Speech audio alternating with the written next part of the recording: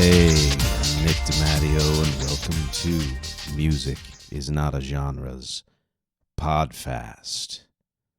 Yeah, that tickled a little. The reason why I'm speaking this way is because this is a very special PODFAST for a couple of reasons. First of all, it's the first PODFAST of Season 7. Been a weird year. Weird season. It's PODFAST number 23, by the way. But this is a podcast that I'm titling Ambient Music from Ah to or Zzz, I guess you could say. And it's about ambient music because I think we could all use a little bit of relaxation after this year and certainly for the holiday season. This is one holiday episode. I may do another. I'm not sure. But that's my sultry voice. That's my relaxing voice. And that's what this episode is about, as always. Thank you for watching and listening. Listeners, go to youtube.com/@musicisnotagenre. You get to see me standing instead of sitting for this video. That's what I do for the PODFAST and all the physical comedy and stuff. Watchers, go to nickdimatteo.com/musicisnotagenre if you would rather not see me standing awkwardly. Dance. And everybody go to patreon.com/musicisnotagenre to support this podcast, to give me a better set, or some other reason, researchers, who knows, or because you love my band Rex Music. Sponsor is Qobuz, high-res streaming service that rivals Spotify and Apple in number of songs. There's much better quality music for the base price, which is about the same as Spotify or Apple, and you get a lot of bonus content as well, so check that out. So why am I doing an episode on ambient music? And why the subtitle? Well, first of all, I've always loved ambient music. Even its origins, the music came before ambient music. I haven't loved all of it, though. And, I did an episode on how pop music has been so quiet recently and how that can get really annoying and mundane and boring and etc. And the same is true really for ambient music. But I wanted to do an episode that kind of took a more positive spin on mellow music. And also, again, because in this holiday season, we like to be a little bit more relaxed. Many of us have had a very odd year, a very, I won't say bad year, but uncomfortable year. So relaxing music can be very helpful. So that's why I'm doing this. And the helpful, relaxing part is the ah. And the part where the music doesn't quite grab you and is maybe boring or is meant to put you to sleep is the zzz. And of course, that's a play on the alphabet from A to Z. And I don't know that it's going to be that thorough in terms of, what I'm covering here. It's why it's PODFAST, I guess you can say. But I'm going to cover a pretty fair amount. I plan to sort out all the different kinds of ambient music, starting with precursors that led to ambient. Some pivotal moments in the development of ambient music, the actual meaning of ambient, and there's an interesting twist there, who coined it, which you don't always know, but in this case you do. The development and branching off of ambient music and where it's at today, of course, and a featured song. Since I've done a fair bit of ambient myself, although not purely ambient, but this song I'm featuring is purely ambient. And sources here are Wikipedia, barbican.org.uk, musicradar.com, and thetonearm.com. Disclaimers, again, I won't get to all of it or all the artists. I'll mention some big ones. What I mention might be biased because there's a lot of ambient music that doesn't appeal to me or I don't know as well. I'm kind of picky about it, but it will be enough of a sampling that you get an idea of the history and current state of it. So first of all, let's get to that definition. Ambient, A-M-B-I-E-N-T, the word was originally used to describe the atmosphere of a place, the mood, the surroundings, the soft envelopment of you in those surroundings. Like the restaurant had a certain ambiance, and that's with an A. So that was the more common spelling for the longest time and wasn't applied to really music at all. But it makes sense that this word has been used for music because the origin of the root ambi or ambire, means to go round. Think of ambulate, perambulate, meaning to walk around. Ambitious originally meant, in Latin, going around to solicit votes. So you could see how that would translate into the modern day definition of ambitious, but that ambi part means going around. It wasn't used for music, the term ambient, until the 1970s, and we will get to that in our history. Some precursors and origins. Of course, chill and relaxing music has been around as long as music has, but it wasn't considered its own thing until more recently, which we'll get to, of course. Spoiler alert, lots of Frenchness is coming up. French, France. Starting with an 1884 French novel had a character who composed music that was meant to be background music, natural sounds mixed with music, meaning the concept of music like this was already circulating in the 19th century. In the early 20th century, one of my favorite composers, Eric Satie, who did the Gymnopédie, and if you've heard number 1 in that cycle, you'd recognize it, even if you don't know anything about this. Na na na na na na na na na na, etc.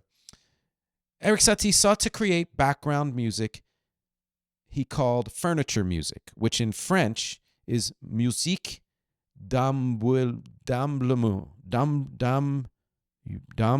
I didn't practice this, but it's AMEUBLEMENT. So very close to the word ambient already. The music that surrounds you basically is what Eric Satie was doing, or trying to do. He composed it. Apparently was not performed in his lifetime, but then people discovered it later. Also in and around the 1920s, people were starting to create electronic instruments, long before you think. We know the theremin, which is the thing with the antenna where when you wave your hand, it creates that kind of thing, the woo-woo alien sound, moving your hands in that field. It was created by a Russian with the last name theremin. There was also the ondes Martenot, created by a Frenchman, again French, with the last name Martineau. It was a keyboard instrument that was electronic, and these and others were meant to create relaxing atmospheres and moods, which means electronics and ambient music have been closely tied for like 100 years, almost. In 1948, more French, spoiler, more French, warning, Pierre Schaeffer, Frenchman, coined the term musique concrète, so concrete music. And again, an early form of electronic music using sampling with tape loops, cut up tape loops of natural sounds to create, again, the soft mood. And I've mentioned musique concrète in other episodes. And then that's the 40s. You get in the 50s, you get to minimalists like John Cage, Steve Reich in the 1960s, and Philip Glass moving into the 70s and beyond. And I talked about minimalism in the previous episode, so I won't go too far into it. But basically, it's like the title suggests. What's the minimum you can do to create a moving piece of music? And it's the same kind of unobtrusive music that ambient is meant to be, although the reason for making it or the concepts or what's behind it might be different. Around this time, in the 60s, with the interest in the Eastern world growing, think how many bands use the sitar and other things. Lots of records were released that were meant for yoga and meditation and relaxation, and most of these were heavily influenced by Indian music. This eventually became known as New Age music, a genre closely tied to ambient and related to what for decades was known as world music, although I did an episode on that and said something like there's no such thing as world music, etc., because it's an outdated term. But the idea being music from other countries that to us seems different, and so we have to call it something, and that's what the record companies called it. New Age music was one of the first to do that and make it something that people wanted. Concurrent with this, the 60s, 70s, was the burgeoning free jazz movement, much of which was very abstract and atmospheric. Not all of it, of course. You had some that was more frenetic and energetic, but a lot of it was meant to kind of flow in and out of you and be dissonant in many ways, or atonal often. And I think it gave way to things like fusion, but also smooth jazz in the 80s in particular, this is the kind of downbeat music that I don't like because it grates on me in a way as if it's saying to you, you better damn well relax. And it's bullying to me and often of not very thoughtful quality, let's say. Although I'm sure a lot of people will listen to free jazz and be like, what is that noise? So we all have our tastes. In the late 60s and early 70s, composers started to reincorporate, or likely just continue to incorporate more than in the intervening years, electronic elements into quieter music as synths and the like were spreading and becoming a bit more accessible. Still not super cheap, but accessible to some. Such as, again, French, Hélène Radigue, who composed with both tape loops and an ARP 2500 synth, one of the early great synths. Think the song from Close Encounters was made by the ARP 2500. The Who also used it for Quadrophenia, and later as disco developed, it used the ARP 2500 and other synth sounds when it went away from live bands or had a combination of the two. So we are in the mid-70s. By the mid-70s, lots of composers all over were experimenting with this kind of quiet, unobtrusive music, but it wasn't until Brian Eno came along that it became a distinct genre, and that's because he named it. He's credited as the first person to label this chill atmospheric music as ambient with an E, inspired heavily by Satie's phrase that we mentioned before. And apparently the story is he was in a car accident, recovering in hospital. A friend left on some 18th century harp music to keep him relaxed, but it was too low. He wanted to raise it, but was hurting too much to get up and do it, so just let it be. And noticed that the sound of the music mixed in with the rain outside, which gave him the idea that music itself could be part of the environment, connected in a more organic and non-spiritual way to the environmentalist thrust of New Age music, which also had, yes, a connection to the environment. This was the change, though, just to kind of make it a thing that's just around. His discrete music was the first album labeled Ambient, and he'd go on to do so many more. I think it was a series of 3, 4, or 5, including the seminal 1978 album Ambient 1 Music for Airports. I always love that title. It says what it is. Notable, too, that anything Brian Eno has produced or co-produced for other artists has those ambient qualities, even if the music itself can't be labeled as such. Think of his work with U2, who had been already incorporating ambient ideas since their first album, Boy, the song Into the Heart in particular. Just listen. But Uncut Dub and just so many others where clearly they had an interest in this, and it's probably one reason why they and Brian Eno were attracted to each other. Also, dub, as a form of reggae, form of kind of remix music, and electronic artists in general did lots of ambient music around late 70s, early 80s. Much of it was influenced by German electronic music from artists like Kraftwerk and Can. Also, Japanese music like Yellow Magic Orchestra, who I mentioned in my video game music episode. This latter kind of music, leaning in towards Yellow Magic Orchestra, which was more rhythmic than the original ambient music, would develop into ambient house, which we'll talk about later. By the 1980s, ambient music was largely electronic, although not completely so. Most of it was still very non-rhythmic, or at least vague and abstract. There was the suggestion of movement as opposed to an actual pulse. But it would morph into other types of ambient, and I'm going to talk about those subgenres, many of which did have a pulse and a sense of rhythm. But it also bled into music that wasn't ambient, as I mentioned before. Again, U2 or The Cure, the Cocteau Twins, and even some forms of hip-hop and dance, which, again, we'll talk about later, had ambient influences even if they weren't strictly ambient. With the help of the Yellow Magic Orchestra, Japan's general interest and fascination with Western music, and its own tradition of mellow music. Just think, that kind of fluty sound that you hear and maybe, you're getting a massage or something. Ambient music would see a huge surge in that country in the 80s, such as with artists like Midori Takada. By the 1990s, this is when rhythm would enter ambient music in greater force, which you have things like ambient house, ambient techno. And again, I'm always more of a techno person than a house person. Also known as IDM, intelligent dance music.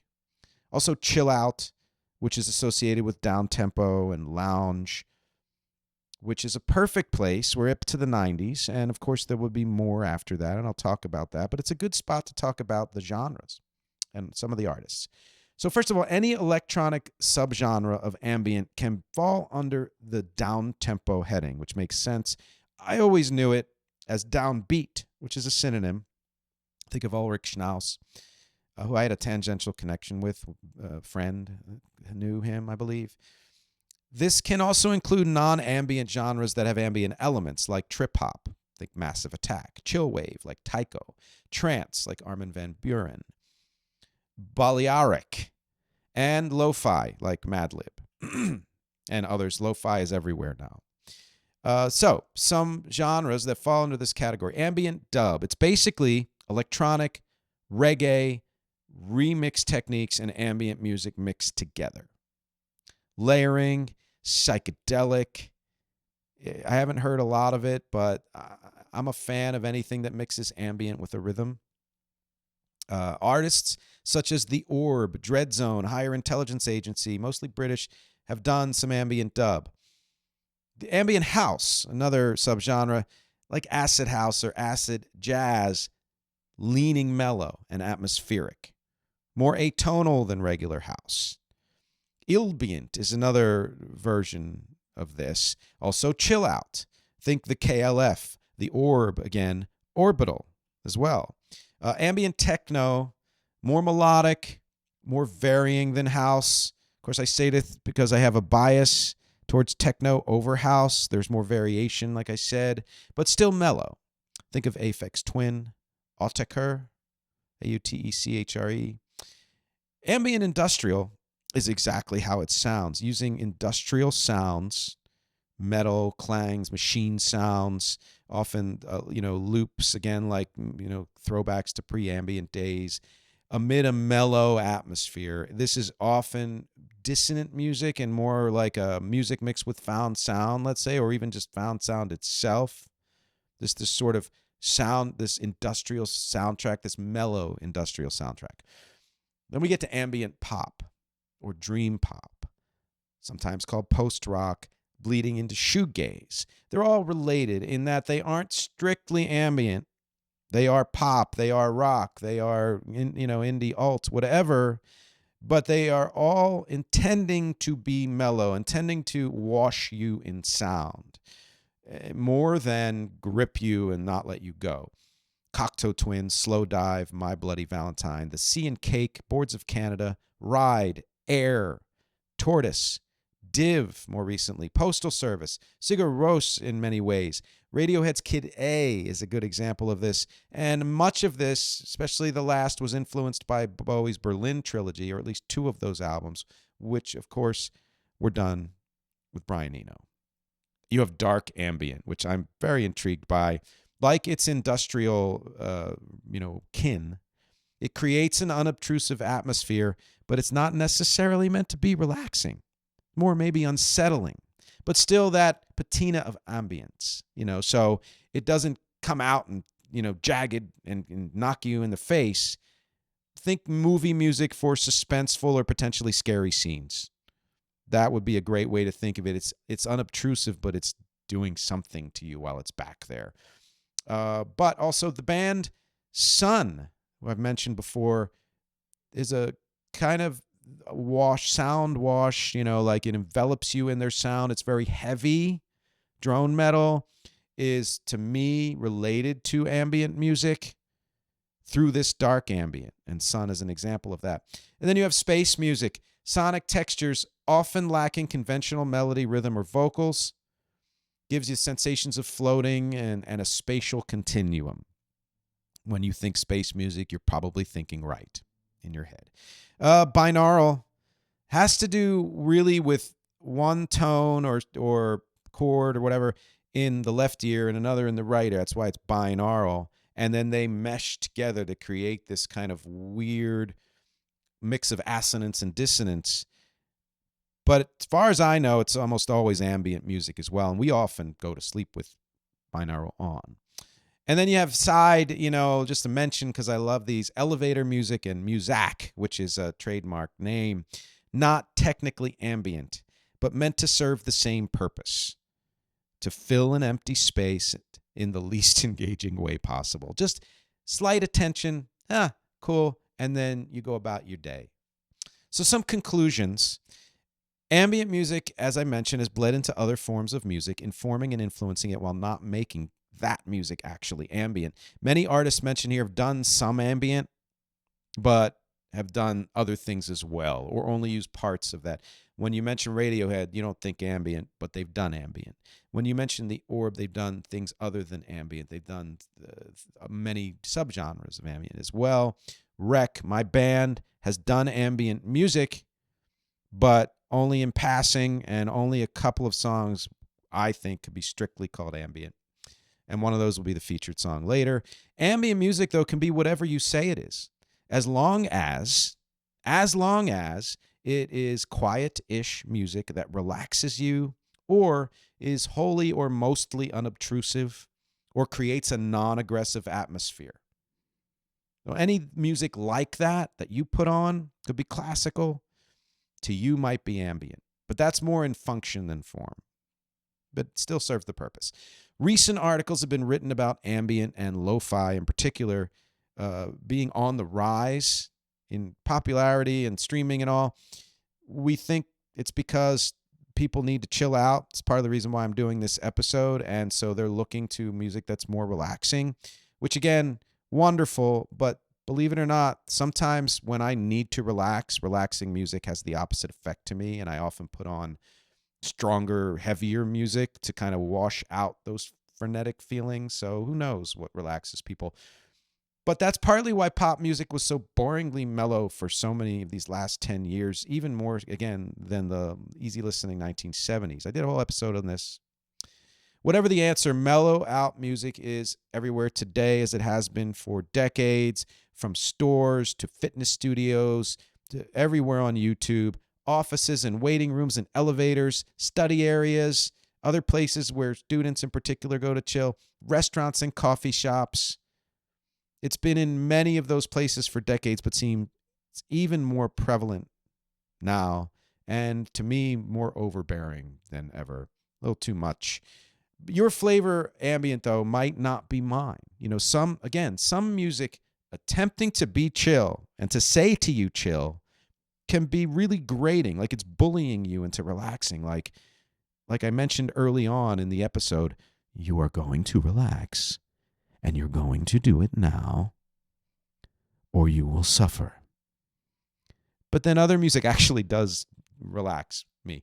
Overly peppy, positive ambient music, it's why I don't love smooth jazz, that can do that to me, can really grate on me.